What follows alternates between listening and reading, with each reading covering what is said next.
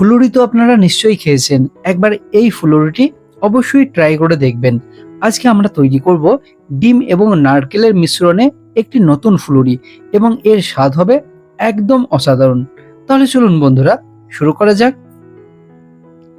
সর্বপ্রথম এই রেসিপিটি তৈরি করার জন্য আমাদের প্রয়োজন হচ্ছে এখানে ডিম। আমি এখানে নিয়ে নিচ্ছি 2 পিস ডিম। ডিম নেওয়া হয়ে গেলে এর মধ্যে আমরা অ্যাড করে দেবো চিনি।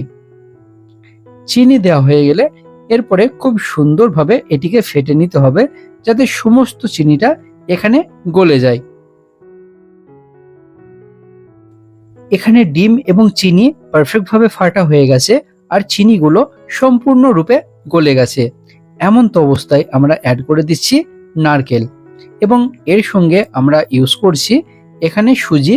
অবশ্যই সুজিটি কিছুটা পরিমাণ আগে থেকে ভিজিয়ে রাখতে হবে, সেই সুজিটিকে এর মধ্যে অ্যাড করে দিতে হবে। এই ইনগ্রেডিয়েন্টসগুলো দেওয়া হয়ে গেলে এরপর খুব সুন্দরভাবে কিছুক্ষণ ভালোভাবে মিশিয়ে নিতে হবে। এরপরে আমরা অ্যাড করে দিচ্ছি এখানে ময়দা। বড় কাপের 1 কাপ পরিমাণ ময়দা অ্যাড করছি। ময়দাগুলো যখন বেশ সুন্দরভাবে মিশ্রণ করা হয়ে যাবে, এমন তো অবস্থায় অ্যাড করতে হবে এখানে চালের আটা বা চালের গুঁড়ি। আমি এখানে চালের আটা 1/2 কাপ পরিমাণ অ্যাড করেছি।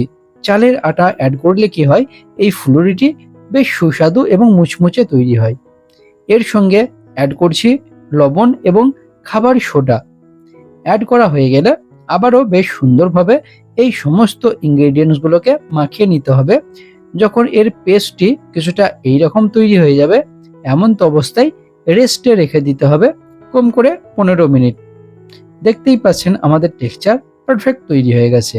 এরপর কড়াইয়ের মধ্যে অয়েল দিয়ে নিতে হবে, এবং অয়েলটি যখন পারফেক্টভাবে গরম হয়ে যাবে, তখন এক এক করে এই ফুলুরিগুলো এর মধ্যে আমরা ছেড়ে দিচ্ছি।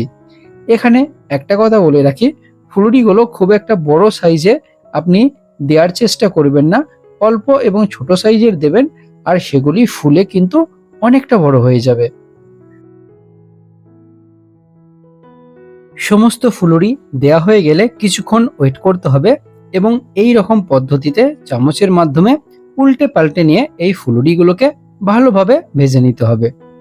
আর এখানে দেখতেই পাচ্ছেন আমাদের এই যে ফুলুরি সম্পূর্ণ লাল কালারের মধ্যে চলে এসেছে, তার মানে এটি পারফেক্ট আমাদের এখানে ভাজা হয়ে গেছে। এরপর আমরা সমস্ত ফুলুরিগুলোকে তুলে নেব। তাহলে বন্ধুরা, আপনারা দেখতেই পাচ্ছেন আমাদের এই যে ফুলুরি কতটা সুন্দর তৈরি হয়েছে, এবং এই ফুলুরির স্বাদ হবে একদম অসাধারণ।